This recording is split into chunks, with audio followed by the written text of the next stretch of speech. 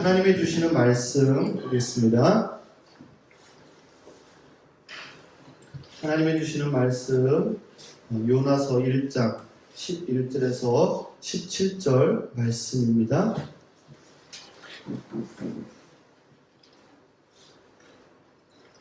11절부터 17절까지 우리 한 목소리를 같이 읽겠습니다. 자, 시작. 바다의 파도가 점점 더 거세게 일어나니 사람들이 또 그에게 물었다. 우리가 당신을 어떻게 해야 우리 앞에 저 바다가 잔잔해지겠소? 그가 그들에게 대답하였다. 나를 들어서 바다에 던지시오. 그러면 당신들 앞에 저 바다가 잔잔해질 것이오. 바로 나 때문에 이 태풍이 당신들에게 닥쳤을 것을 나도 알고 있어. 뱃사람들은 육지로 되돌아가려고 노를 저었지만 바다의 파도가 점점 더 거세게 일어났으므로 헛된 일이었다. 그들은 주님을 부르며 아뢰었다. 주님 빕니다. 우리가 이 사람을 죽인다고 해서 우리를 죽이지 말아 주십시오. 주님께서는 뜻하시는 대로 하시는 분이시니 우리에게 살인죄를 지우지 말아 주십시오. 그들은 요나를 들어서 바다에 던졌다. 폭풍이 일던 바다가 잔잔해졌다. 사람들은 주님을 매우 두려워하게 되었으며 주님께 희생제물을 바치고서 주님을 섬기기로 약속하였다. 주님께서는 큰 물고기 한 마리를 마련하여 두셨다가 요나를 삼키게 하셨다. 요나는 사흘 밤낮을 그 물고기 뱃속에서 지냈다. 아멘. 어떻게 한 주간 동안 잘 지내셨습니까? 참 바쁘고 여러 가지로 일들이 많은 하루하루를 보내셨을 것 같아요. 그런 와중에 한 주간 지나고 또 이렇게 여기까지 또 이 예배 자리까지 우리가 온 것은 여러분 우연이 아닙니다. 정말 우연이 아닙니다. 여러분이 여기 저희 자녀들도 있지만 또 부모님 따라서 온 승현이도 있지만 부모님 때문에 예수님을 믿는 것도 아니고 내가 열심히 주님을 찾아서 하나님을 찾아서 내가 믿는 것도 아니라 오히려 하나님을 떠나서 잘못된 길로 가려던 사람이지만 주님이 우리를 찾아오셔서 끝까지 우리를 붙들어 주셨기에 여러분 우리가 이 자리에 있는 줄 믿습니다. 여러분 주님은요 어떤 상황 속에서도 우리를 포기하지 않으시고 끝까지 찾아오시는 분이십니다. 하나님의 그 강력한 사랑이 여러분들을 붙들고 있음을 여러분 믿으시기 바랍니다. 여기에 있는 우리 승현이도 우리 준영이도 하영이도 준서도 또 우리 여기 계신 모든 분들 하나님의 그 사랑으로 붙들고 계시다라는 사실입니다. 시편 23편 6절 말씀에 이런 말씀이 있어요. 내 평생에 선하심과 인자하심이 반드시 나를 따르리니 내가 여호와의 집에 영원히 거하리로다. 아멘.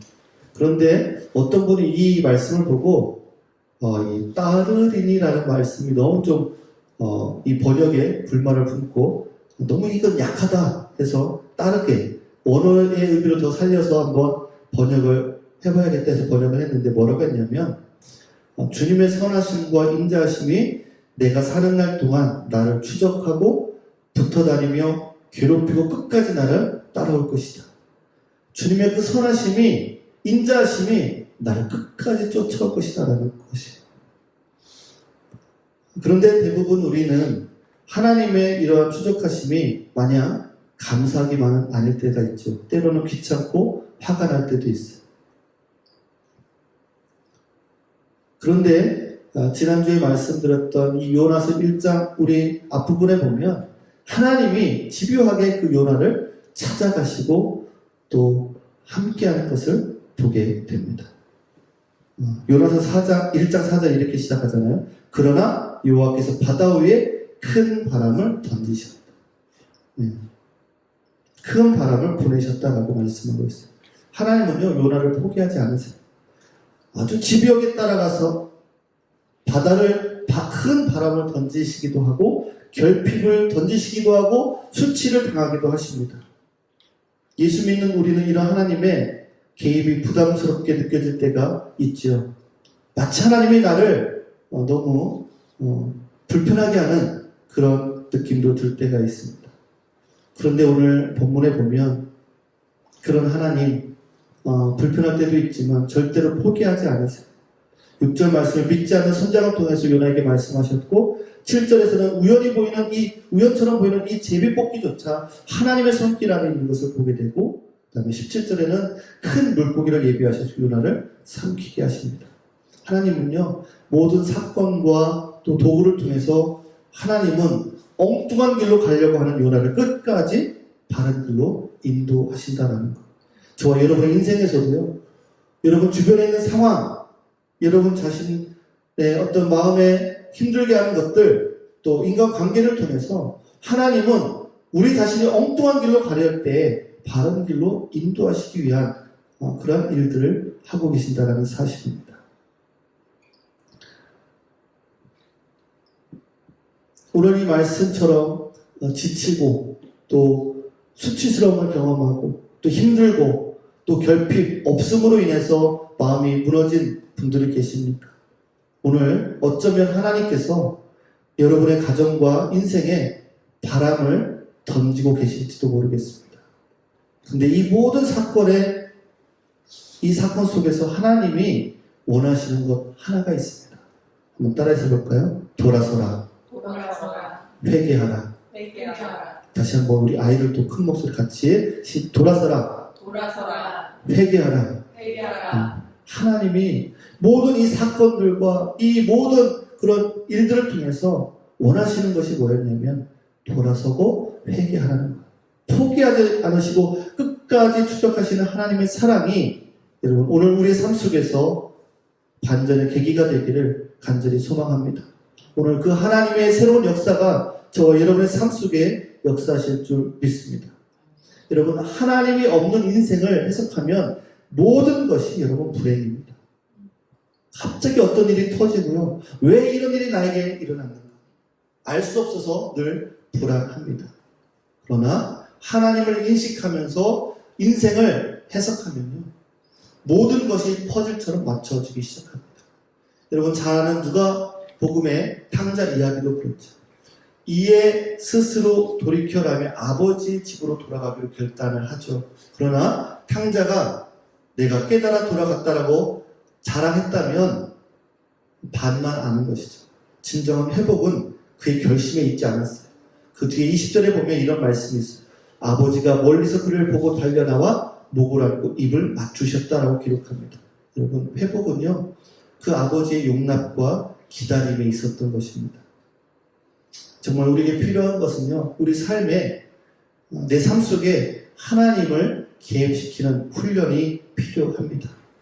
묵상을 오래 한 분들은 이런 것들이 자연스럽게 이루어질 수 있죠. 묵상하면서 하나님 이 말씀 속에서 하나님이 어떤 말씀을 나에게 하시는지 그렇게 매일매일 훈련하시는 분들은 그것이 잘 될 수도 있어요. 근데 그것이 잘 안 된다면 더 훈련이 필요하겠죠. 우리의 작은 일상 속에서도 끊임없이 하나님을 개입시키는 연습을 해야 됩니다. 요나는 이 훈련이 되어 있지 않았어요. 그래서 풍랑이 일어나고 선원들이 분주하게 움직이고 배의 짐을 다 던져도 소용이 없을 때 요나가 어떻게 고백하냐면 12절 말씀인데 한번 읽어볼까요? 12절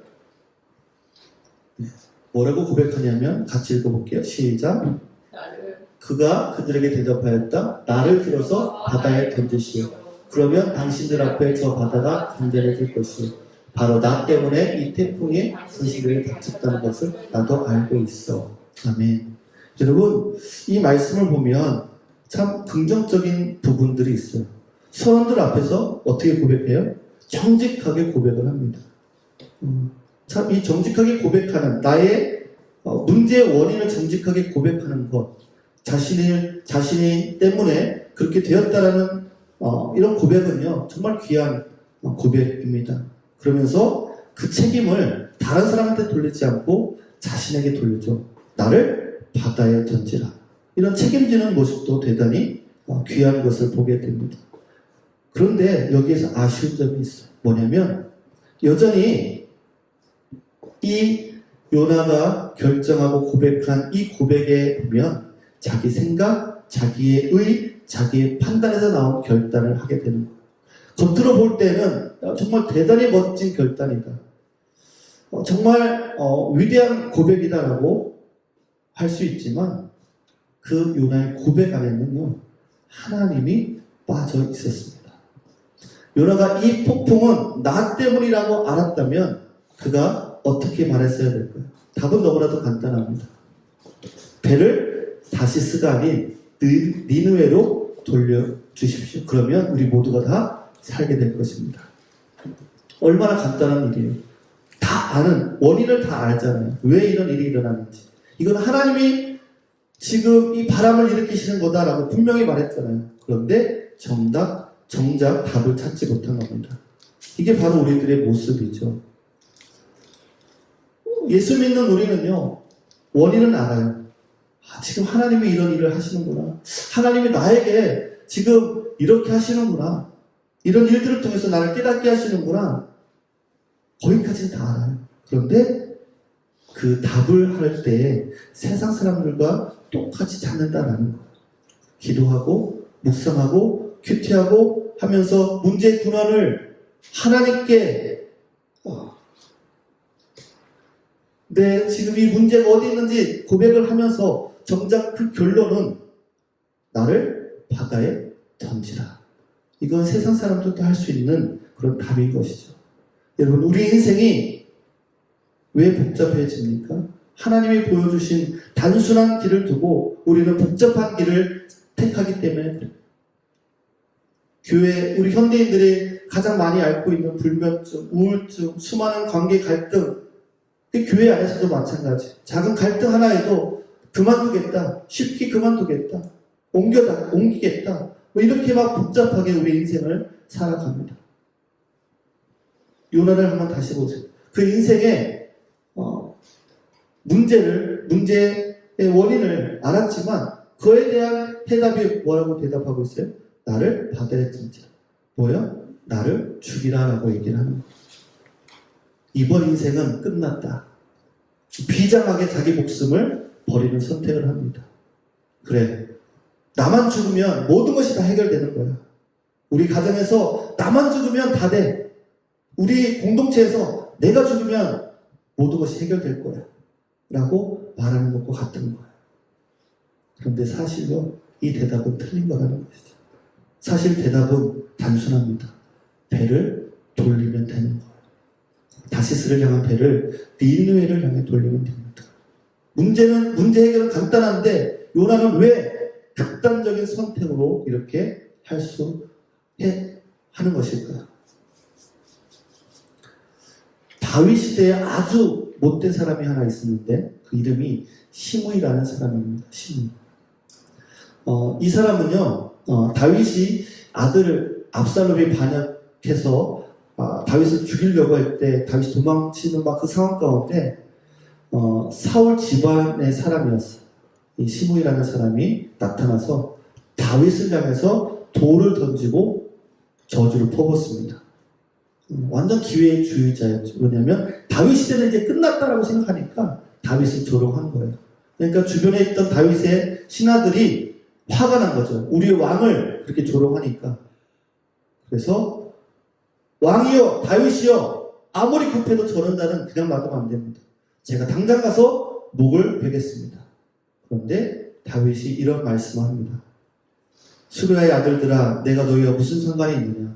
그가 저주하는 것은 여호와께서 그에게 다윗을 저주하라 하셨으니 내가 어찌 그리하였느냐? 다윗은요, 이 상황 속에서 하나님을 개입시켜 상황을 해석합니다. 억울하고 수치로운 상황 속에서도 그것을 대수롭게 여기지 않았어요. 여러분, 우리도 마찬가지 아닙니까? 교회 안에서, 우리 삶 속에서 늘 상처를 받았다라고 하는 말들을 많이 합니다. 뭐 때문에 상처받았다, 누구에게 상처받았다, 그런 이야기들을 많이 하죠. 누구에게, 어떤 사람에게, 어떤 관계 속에서. 그래서 끊임없이 관계가 끊어지고 교회를 떠나고 또 다시 교회로 돌아오고. 왜 이렇게 신앙생활이 복잡할까요? 다윗은 다르게 해석을 합니다. 이 저주가 정말 하나님께서 내게 하신 말씀이라면 내가 받아야 할 것이고, 만약 그렇지 않다면 하나님께서 이 말을 선으로 바꾸어 주실 것이다. 이런 믿으십니까? 이 고백이 저와 여러분에게 있기를 간절히 축복합니다. 여기에 비밀이 있는 거예요. 상처로 끝나지 않는 길은 하나님을 개입시키는 거예요. 사람의 말로만 해석하면 우리는 상처를 받게 됩니다. 그러나 하나님을 개입시키면 그 말은 유익이 되고 성장의 계기가 될 수 있다는 거예요. 우리는 너무 극단적인 그런 결정을 하고 말을 할 때가 많이 있어요. 나를 바다에 던지라! 아니라 배만 돌리면 된다는 거. 방향만 돌리면 된다는 거. 여러분, 우리의 인생 가운데 해답은요, 너무나도 단순한 곳에 있음을 여러분, 오늘 말씀을 통해 보게 됩니다. 나를 들어 바다에 던지라. 그리하면 바다가 잔잔하리라. 하나님께서 요나에게 주시려고 하는 메시지는요, 배를 다시스가 아니라 니느웨의 방향으로 돌리라. 거기에 답이 있다라고 말씀하시는 거예요. 히브리서 4장 12절에도 우리에게 이렇게 말씀합니다. 하나님의 말씀은 살아있고 활력이 있어 좌에 날선 어떤 검보다도 예리하여 혼과 영과 관절과 골수를 찔러 쪼개기까지 하며 또 마음의 생각과 뜻을 판단한다라고 말씀하고 있습니다. 여러분, 하나님의 말씀을 우리가 두려워하면 그 말씀에 생명을 걸 수 있는 저와 여러분 될 수 있기를 간절히 축복합니다. 여러분, 하나님께서 큰 바람을 바다 위에 던지시니 큰 폭풍이 일어나 배가 거의 깨어질 듯 하게 되었다라고 말씀하고 있습니다. 그 주변의 사람들은요, 다 무서워서 각자의 신을 불렀죠. 그런데 그 사람들이 여호와를 크게 두려워하여 여호와께 제사를 드리고 소원을 하였다라고 기록합니다. 여러분, 진짜 부흥은 뭘까요? 인원이 늘어나는 게 부흥입니까? 진짜 부흥은요, 두려움의 대상이 바뀌는 거예요. 헛된 신을 두려워하던 사람들이요, 참 하나님을 두려워하기 시작한 거예요. 이게 바로 성경에서 말하는 부흥입니다. 여러분, 저와 여러분의 두려움의 대상이 하나님으로 바뀔 수 있기를 간절히 축복합니다. 사람을 두려워하지 마시고 환경을 두려워하지 마시고 하나님을 두려워하고 경외하며 하나님의 말씀을 경외할 수 있는 저와 여러분 될 수 있기를 간절히 축복합니다.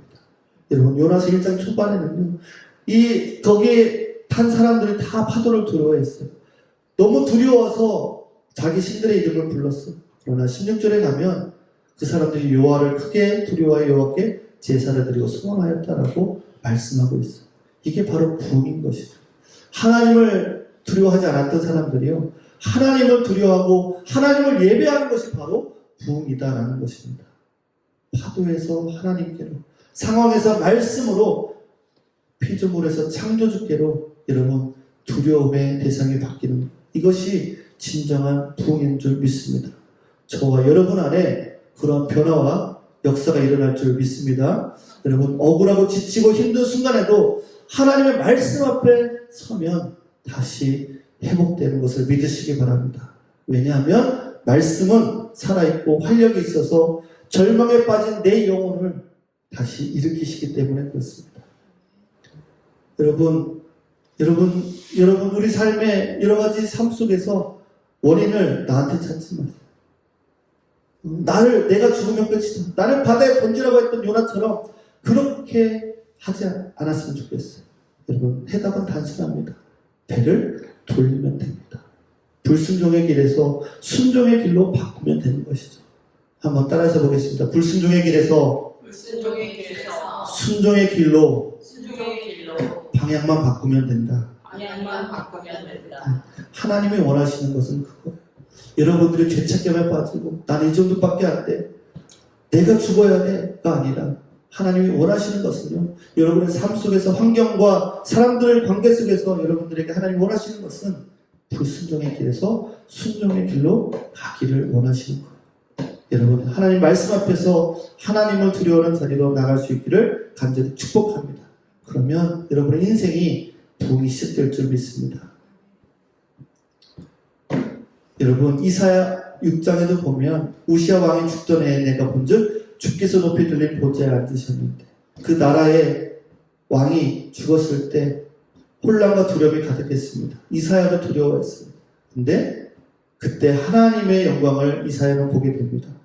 그 순간 두려움의 대상이 하나님으로 바뀌게 된 것이죠. 더 이상 현실이나 상황이, 정치 상황이 두려운 것이 아니라 거룩하신 하나님 앞에서 화로다 나여 망하게 되었다라고 고백했던 것을 보게 됩니다.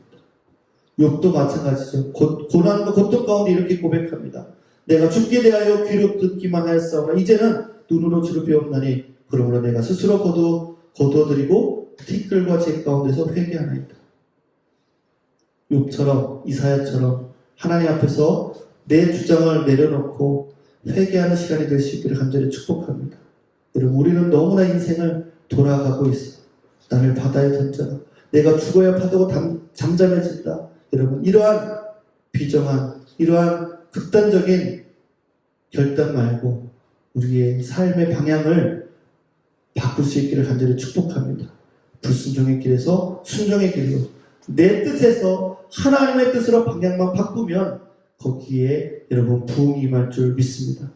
오늘 우리가 붙잡아야 될 메시지는 그거예요. 방향을 바꾸는 거예요. 따라서 볼까요? 방향을 바꾸는 것. 방향을 바꾸는 것. 우리 아이들도 마찬가지. 여러분의 인생의 방향을 하나님을 향해서 바꿔야 되는 것. 하나님을 인식하고 내 인생에 하나님을 개입시키는 거예요. 그러면 버릴 것이 없어요. 여러분이 당하는 수치도, 조롱도, 풍랑도, 심지어 인간관계 속에서 받은 상처까지도 하나님은 사용하셔서 우리를 하나님의 길로 인도하시는 분이심을 여러분 믿으시기 바랍니다. 여러분, 말씀을 맺고자 합니다. 여러분, 두려움의 대상이 바뀌는 것이 진정한 우리 삶의 부흥입니다.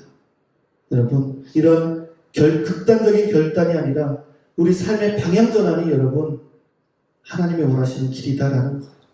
하나님을 개입시키면 내 인생의 어떤 경험도 여러분 버릴 것이 없음을 여러분 기억하고 오늘 이 시간 같이 한번 기도하기 원합니다. 여러분, 요나처럼 여러분의 인생 가운데 힘들고 어려운 상황들이 직면해 있습니까? 때로는 사람들이 나를 힘들게 하십니까? 어떤 관계가 힘들게 하십니까? 어떤 삶의 부족함 때문에 힘드십니까? 하나님은 어쩌면 내 인생에 이 바람을 보내고 계신지도 모르겠습니다. 여러분, 하나님이 원하시는 거는요, 여러분의 극단적인 선택이 아니라 돌이키기를 원하십니다. 하나님께 돌아오기를 원하시는 거예요. 하나님께 매달려 예배하고 말씀 앞에 엎드리고 기도하기를 원하시는 그 하나님의 음성에 우리가 반응하기를 원합니다. 여러분, 너무 거창한 것이 아니에요. 해답이 어디에 있을까? 우리 인생의 해답이 어디에 있을까? 여러분, 의외로 간단합니다. 주님께 돌아가는 것, 그것이 우리의 인생의 해답인 줄 믿습니다. 이 시간 한번 같이 기도하겠습니다. 하나님, 내가 사람을 두려워하지 않게 하시옵소서. 상황을 두려워하지 않게 하여 주시고, 아버지 하나님, 내 인생에 주님이 개입하셔서 하나님, 어떠한 힘들고 수치스러운 일들, 어려운 관계들, 지금의 현재 상황들, 하나님, 그것들을 통해서 하나님께로 돌아가는 아버지, 우리의 모습이 될 수 있도록 하나님 도와달라고 이 시간 같이 한번 기도하겠습니다.